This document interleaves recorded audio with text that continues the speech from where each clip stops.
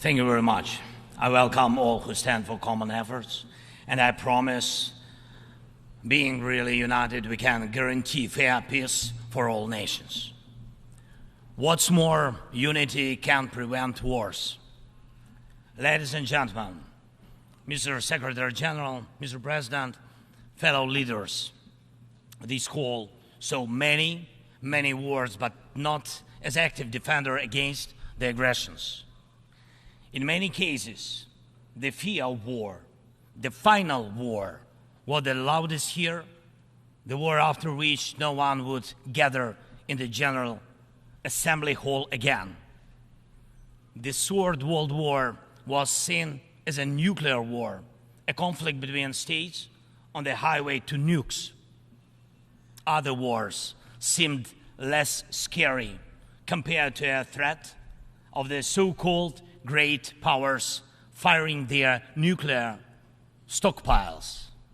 So the 20th century taught the world to restrain from the use of the weapons of mass destruction, not to deploy, not to proliferate, not to threaten with, and not to test, but to promote a complete nuclear disarmament. Frankly, this is a good strategy, but it should not be the only strategy to protect the world from the final war. Ukraine gave up its third largest nuclear arsenal. The world then decided Russia should become a keeper of such power. Yet history shows it was Russia who deserved nuclear disarmament the most back in 1990s. And Russia deserves it now. Terrorists have no right to hold nuclear weapons. No right. But truly, not the nukes are the scariest now. While nukes remain in place, the mass destruction is gaining its momentum.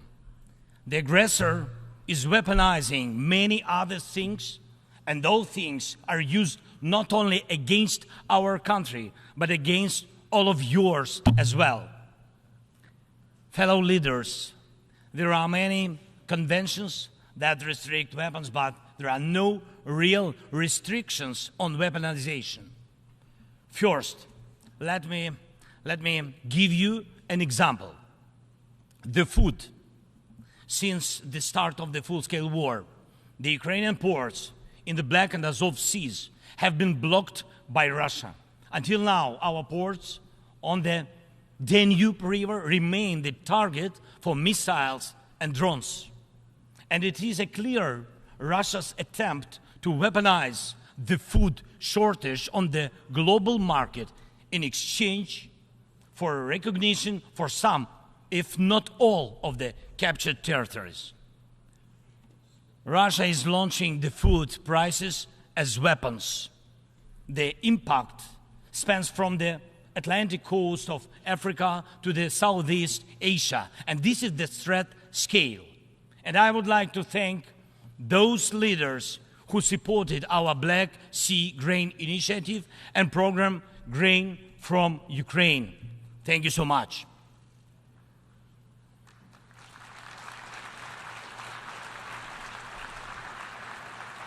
United, we made weapons turn back into food again.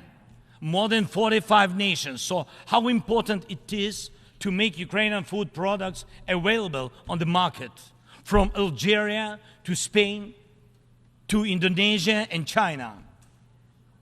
And even now, when Russia has undermined the Black Sea Grain Initiative, we are working to ensure food stability.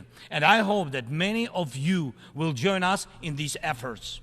We launched a temporary sea export corridor from our ports, and we are working hard to preserve the land routes for grain exports. And it is alarming to see how some in Europe, some our friends in Europe, play out solidarity in political theater, making thriller from the grain. and they may seem to play their own role, but in fact, they are helping set the stage to a Moscow actor. Second, weaponization of energy. Many times the world has witnessed Russia using energy as a weapon. Kremlin weaponized oil and gas to weaken the leaders of other countries when they came to the Red Square. And now this threat is even greater. Russia is weaponizing nuclear energy. Not only it is spreading its unreliable nuclear power plant construction technologies, but it is also turning other countries' power plants into real dirty bombs. Look, please, what Russia did to our Zaporizhia power plant. Shelled it, occupied it, and now blackmails others with radiation leaks. Is there any sense to reduce nuclear weapons when Russia is weaponizing nuclear power plants? Scary question. The global security architecture offers no response or protection against such a treacherous radiation threat, and there is no accountability for radiation blackmailers so far. The short example is children. Children. Unfortunately, various terrorist groups abduct children to put pressure on their families and societies. But never before the mass kidnapping and deportation would become a part of the government policy. Not until now.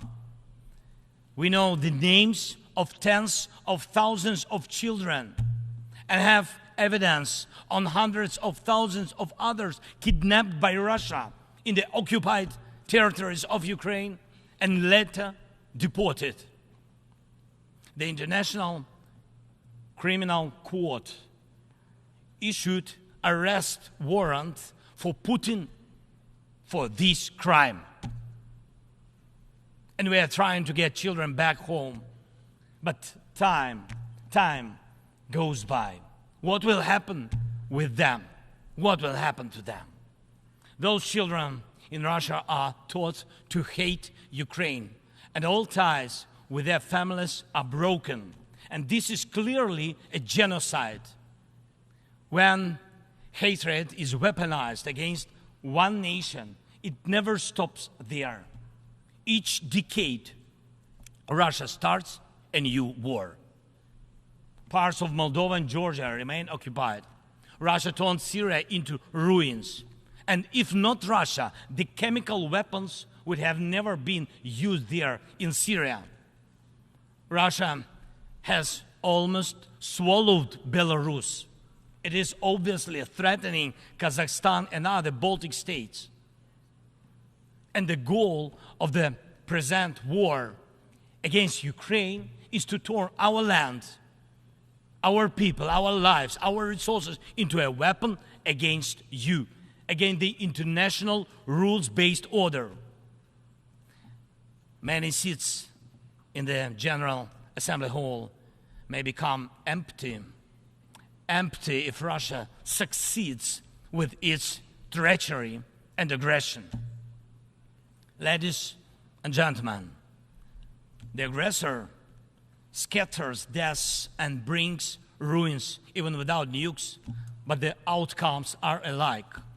We see towns, we see villages in Ukraine wiped out by Russian artillery, leveled to the ground completely. We see the war of drones. We know the possible effects of spreading the war into the cyberspace. The artificial intelligence could be trained to combat well before it would learn to help the humanity. Thank God, people have not yet learned to use climate as a weapon.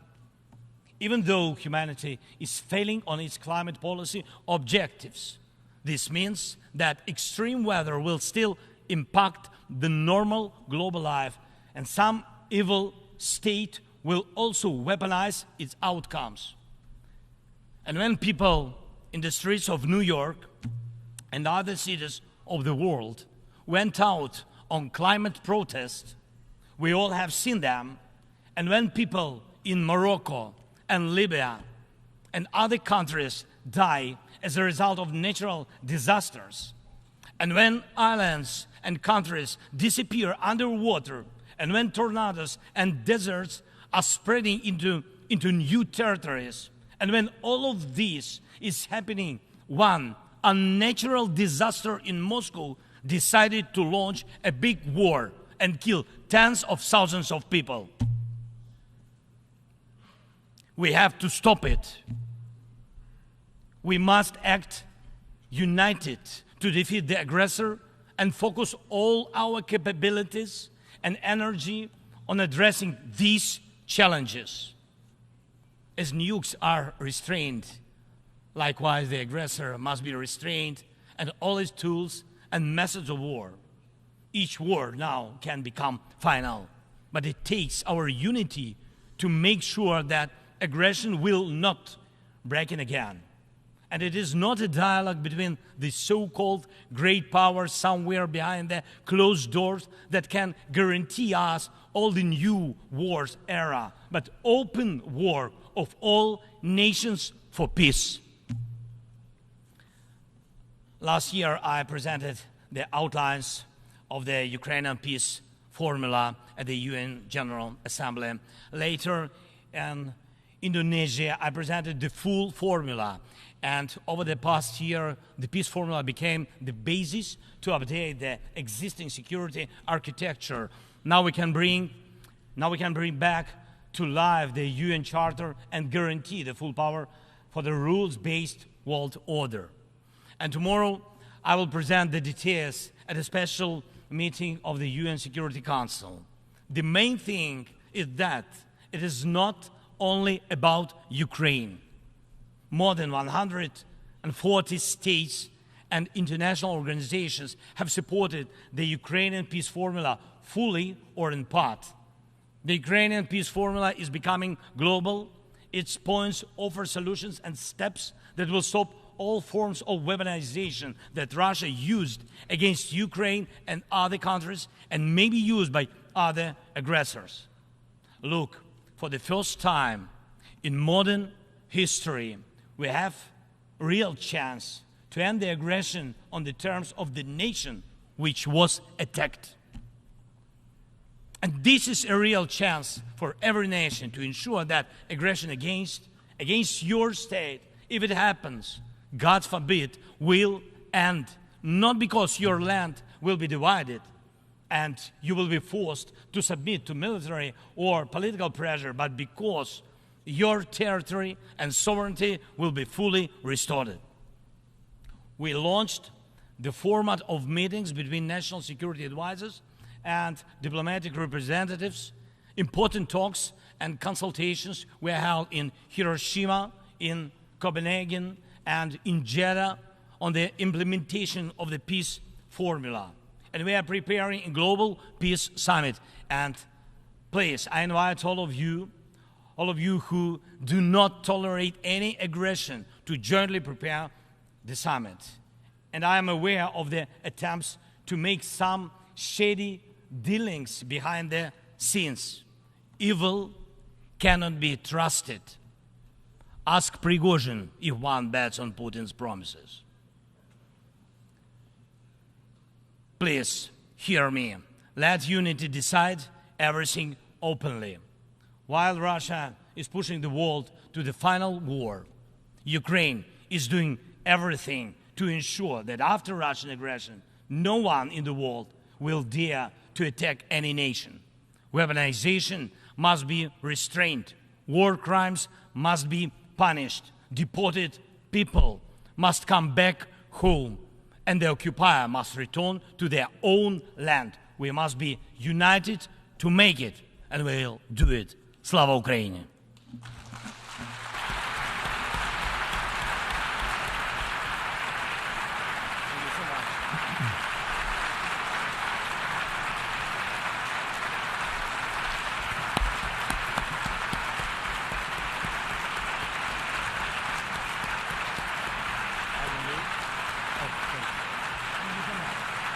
On behalf of the Assembly, I wish to thank the President of Ukraine for the statement just made and request protocol to escort His Excellency.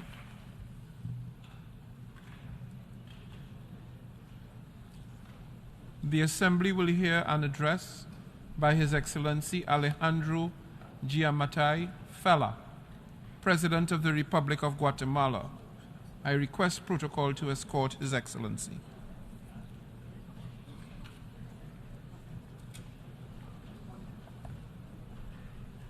On behalf of the General Assembly, I have the honor to welcome His Excellency Alejandro Giammattei